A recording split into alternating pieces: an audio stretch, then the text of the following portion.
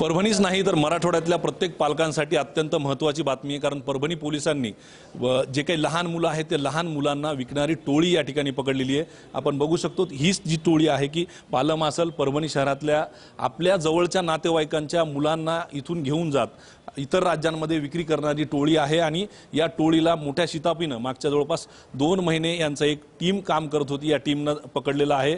आणि अत्यंत धक्कादायक अशी ही जी काही गँग आहे ही काम करत होती। नेमकं काय काम करत होती आणि ह्यांचं रॅकेट कसं चालायचं, किती रुपयांना हे बालकं विकायचे हे जाणून घेण्यासाठी आपल्यासोबत स्वतः पोलीस अधीक्षक आहेत आर रागसुधा मॅडम। अभिनंदन आपलं, कारण अत्यंत महत्त्वाची ही कारवाई केलेली आहे। नेमकी काय हे टीम हे जे काय रॅकेट काम करत होतं? ये जो रैकेट है जो अपने पहचान वाले बच्चे हैं उनको उठा के लेके जाते हैं और मिडिल एजेंट्स के थ्रू जो माँ बाप को बच्चे नहीं है उसको बिक्री करते थे।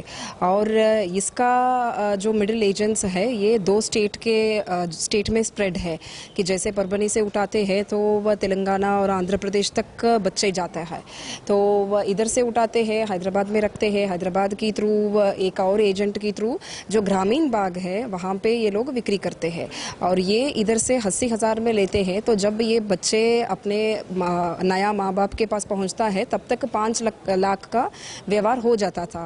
तो यही इन टोली का मोडस है और इसमें और भी लोग इन्वॉल्व हो सकते हैं। हमारा टीम उसके ऊपर काम कर रहे हैं। कसं चालतं रॅकेट मॅडम हे? कारण कसं आहे की आपल्याकडचे 2 गुन्हे आहेत, मग असेच गुन्हे मराठवाड्यातल्या इतर जिल्ह्यांमध्ये झालेत का? तुमची टीम नेमकी काय काम करते? तो हमारा पहला उद्देश्य ये था कि हमारा जो अपहरण हुआ था वो लड़का कहाँ है करके ढूंढने के लिए हमारा टीम को मैंने निर्देश दिए थे, उसके ऊपर से उसका कामगिरी चालू था। तो ये टोली पकड़ने के बाद हमको ये कबूली दिया गया है कि ये दूसरे जिले दूसरे स्टेट में भी कुछ जगह पे बच्चे को उठाया है करके, तो जिसके ऊपर से जैसे मराठवाड़ा में लातूर का एक कबूली दिया है और आंध्र प्रदेश और तेलंगाना का भी कबूली दिया है, उसके ऊपर से हमारा टीम काम कर रहे हैं।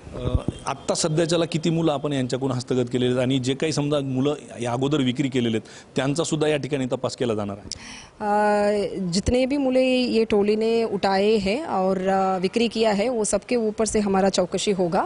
और ये जो गैंग है इसके पास से हमने अभी एक बच्चे को रेस्क्यू किया है और भी बच्चे के ऊपर हमारा टीम काम कर रहे हैं। इथं स्थानिकचे किती जण आहेत आणि बाहेर जिल्ह्या राज्यांमधले किती जण आहेत?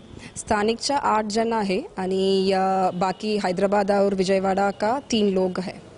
हे नेमकं कसं मुलांना इथून घेऊन जायचे आणि पुढे कसं चालायचं हे सगळं कशा विश्वासात घ्यायचे किंवा नातेवाईकांना सुद्धा, कारण ते महत्त्वाचं आहे। ये लोग पहचान वाले बच्चे को उठाते हैं, हो सकता है कि वो शिजारी वाला हो या रिश्तेदार में आते हो, तो वो बच्चे को लेके जाते हैं चॉकलेट देके कोल्ड ड्रिंक्स देके कि हम आपको दूर लेके जा रहे हैं, हम आपको चॉकलेट देते हैं करके, और वो लेके जाके हैदराबाद में रुकवाते हैं और उधर से यही मोडस है कि चॉकलेट दो कोल्ड ड्रिंक्स दो, फिर आगे वो बिक्री करते हैं। यांचा उद्देश नेमका काय होता की हे मुलं इथून घेऊन झाल्यानंतर विक्री करणं किंवा मग मध्यंतरी जे काही सोशल माध्यमांमध्ये वेगवेगळे व्हिडिओ यायचे त्याचा आणि ह्याचा काही आहे का? नहीं, ये लोगों का सिर्फ यही उद्देश्य है कि जिस माँ बाप का बच्चे नहीं है उसको बिक्री करते हैं। और ये ऐसा टोली नहीं है जहाँ पे ये बेगिंग रैकेट वगैरह जो हम देखते हैं वैसा अभी तक हमारे सामने नहीं आए हैं, बट उसके बारे में भी हम चौकसी करेंगे। पुढे आणखीन गुन्हे ह्याच्यात समोर येऊ शकतात समोर? यस, डेफिनेटली इसके और भी गुनाह उघड होके आ सकते हैं। धन्यवाद। तर या होत्या पोलीस अधीक्षक आर रागसुधा यांनी सांगितलेले की ही जी काही टीम आहे यामध्ये परभणीतले स्थानिकचे 6 जण आहेत, हैदराबादचे 3 जण आणि इतर राज्यांमधले 2 जण असे मिळून हे रॅकेट काम करते। परंतु प्रत्येक पालकांनी या ठिकाणी आपल्या मुलांची काळजी घेतली पाहिजे, कारण तुमच्याच नातेवाईकांमधील कोणतरी येईल, लेकरांना चॉकलेटचा बहाणा देईल किंवा इतर गोष्टी देईल आणि त्यातून आपल्या मुलांना या ठिकाणी अपहरण केलं जाईल। त्यामुळे प्रत्येक पालकांनी ती सुद्धा काळजी या ठिकाणी घेणं गरजेचं बनलेलं आहे। कॅमेरा पर्सन विशालसह पंकज क्षीरसागर, एबीपी माझा, परभणी। एबीपी माझा, उघडा डोळे बघा नीट।